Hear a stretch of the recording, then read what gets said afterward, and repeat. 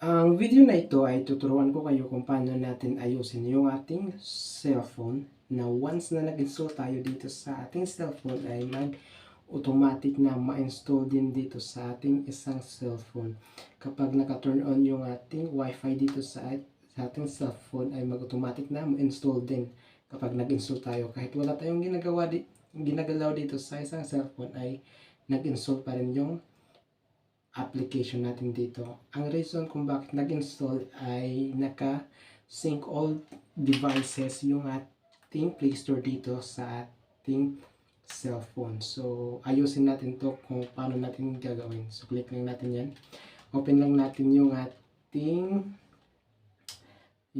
Play Store. Yan. So, click lang natin yung ating Play Store dito. Dapat ay naka-turn off yung sync to all device dito. So, click lang natin yung ating Gmail account dito sa gilid. Tapos, manage app and devices and device. Tapos, dito hanapin natin yung sync app to devices. So, click lang natin to. Dito natin i-turn off yung sync to all devices.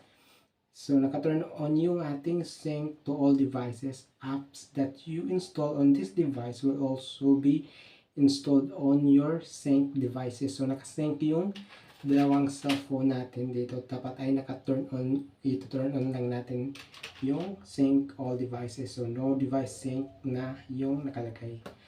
Okay, so pwede na tayo mag-install ng application at hindi na ma-install sa isang cellphone or hindi na mag-automatic na mag-install yung na-install natin dito sa isang cellphone natin. Dapat ay i-turn off lang natin yung ating sync to all devices.